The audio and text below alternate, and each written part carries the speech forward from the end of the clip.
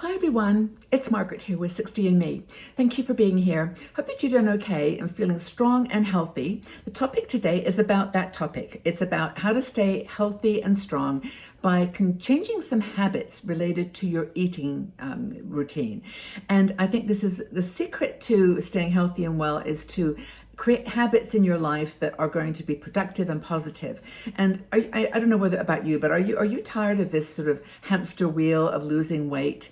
I mean, all of us, I'm sure, by the age of 60 plus, really have had enough experience with diets and doing our best to change routines. But it all gets down to habits. And I want to talk to you about that today. One of our bloggers, Sherry Broder, wrote this article. It's called How to Create New Eating Habits for Permanent Weight Loss. Well, I don't know about weight loss, and that maybe isn't so important to me anymore. It's more about just healthy living. And of course, losing weight, excess weight is part of that. And if you're serious about doing this, I think it's more than just changing the food that you eat or the times that you eat or whether you do intermittent fasting or not.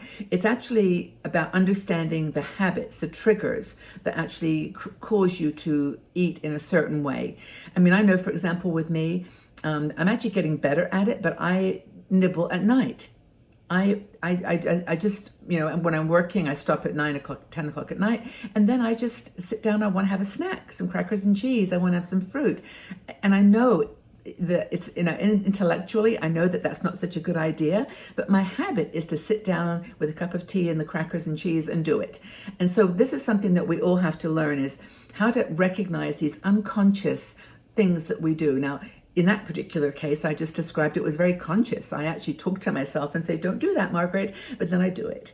So have you changed your eating habits in some way that you can share with us? How did you do it? I'm going to talk to you how Sherry talks about doing it. And I think it goes back to the beginning to talk about what is a habit. So your brain is operating different parts of your behavior. There's the lizard brain. The lizard brain is the one that's kind of the part of your brain that ignites that fight or flight reaction. And I'm only going to go through this because in Sherry's article, it just makes perfect sense when you start looking at the brain and the way habits are formed in terms of these parts of the brain. They're actually physical locations in your brain. This controls all the things that you have to do, like breathe, your heart rate, and you don't have to think about it. This is what your lizard brain takes care of. It's your survival brain. And so it just does it without any kind of need for you to say, well, sometimes you have to say breathe, but it does it. Breathing and heart rate and all those basic things. Your brain knows what to do. The second thing is your thinking brain. And this is the brain I'm looking at my notes here because I'm not an expert on this. Your neocortex is the thinking brain. And this is the 6-layered dorsal region of your brain. And that's only mammals have this type of brain, and it's responsible for things like language and consciousness and thinking, imagination, critical thinking. It's the thing that actually helps us to be really individuals and to, make decisions and choices. That is where all the habits are formed, right? So that's the one that you need to think about. But just for now, we'll leave the neocortex for a second and go on to the third brain, which is the beastie brain. She calls it the beastie brain. It's the limbic system. It's the part of the brain, the amygdala, the hypothalamus, and the hippocampus. This controls the emotions and habits. Now, the thinking brain is where you can manage that, the direction of those things. But this beastie brain, as you call it, the limbic system, is where the habits are actually formed. So your brain cares about you in all these different ways: the survival mechanism, the thinking consciousness, the creative, imaginative brain, and then also this beastie brain. The thing about this beastie brain it's very clever, actually. It creates grooves in your brain. It's kind of like behaviors, and as soon as you establish a certain behavior, like me eating my cheese and crackers in the nighttime, as soon as you do that, it creates a groove. And your brain is totally an efficient machine, right? It's always trying to find the easiest way to do things. So it's always trying to slip into a groove. And oh, that was easy. Let's just do that again. And so it keeps you walking on this familiar path. And it's not just eating. It's actually all the things that you do by habit, that you do to simplify your life.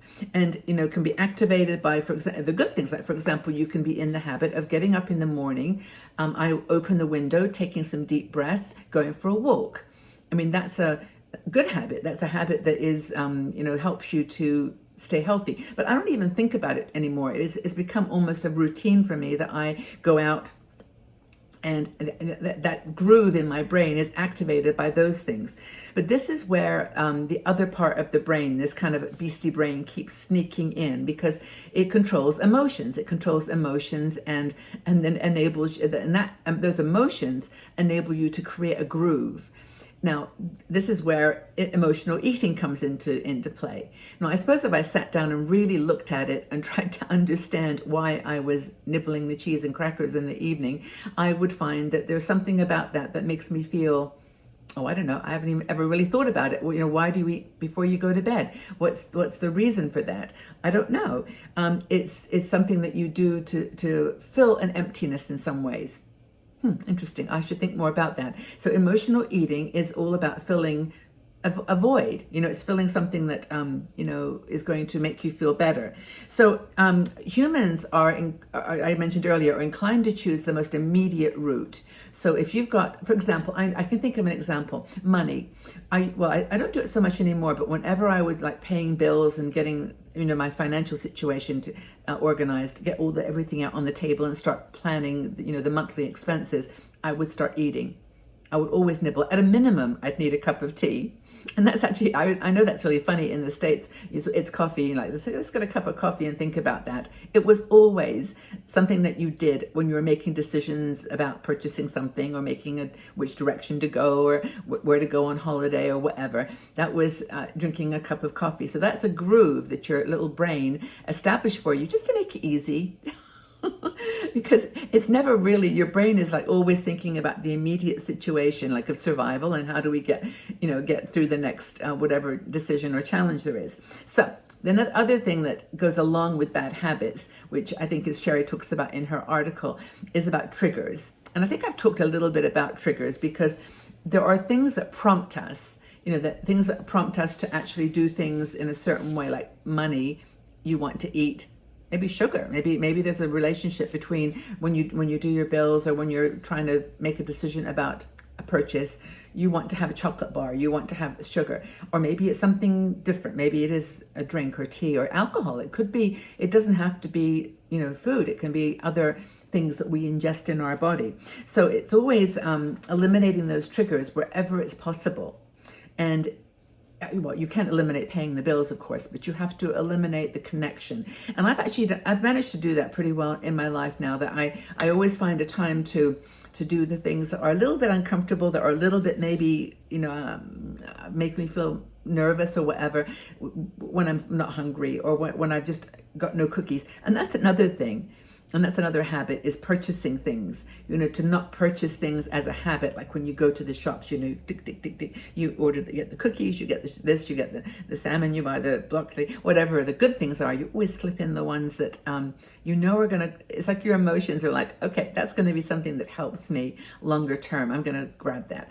I hope this is being helpful to you. I'm just realizing as I'm doing this video that I'm actually discussing a lot of my own personal challenges with eating, because I'm certainly not, the weight that I would like to be, and I would like to break some of these habits.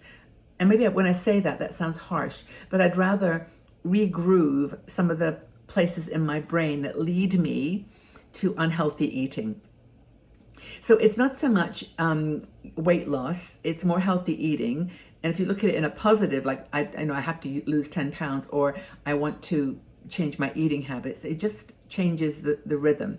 So let's talk about this. I mean, what eating habits have worked for you? What habits have you changed, and how have you done that so that the way that you eat food and you purchase food has changed? I'd really be really interested in that, because another thing that Sherry mentions is that to reward yourself, not by losing weight, but by making these habits shifting these habits. So not just saying, yay, I lost 5 pounds, but it's, yes, I was able to, move away from that habit of eating at bedtime or eating sugar when I'm nervous about some performance issue or whatever.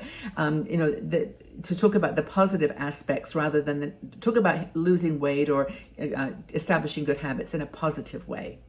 I just find this whole thing really interesting. And when you think about the amygdala, the hypothalamus, and the hippocampus, just controlling our emotional eating habits, we can control this. This is our brain. We can talk to it. We can work it out. I don't know. It's really fascinating. But thank you, Sherry, for the article. And if you've got any suggestions, anything that you've done that's helped you to break the eating habit, that's led you to a better control of healthy weight, I would love you to share it with us. Okay, everybody, well, have a really great day wherever you are. Eat well, eat healthy, stay safe and strong. And please subscribe to the channel or press that yes button if you like this video. And just know that we are just caring about you and looking out for you like we're on this journey together. So take good care. Have a wonderful day. Love you all. Bye-bye.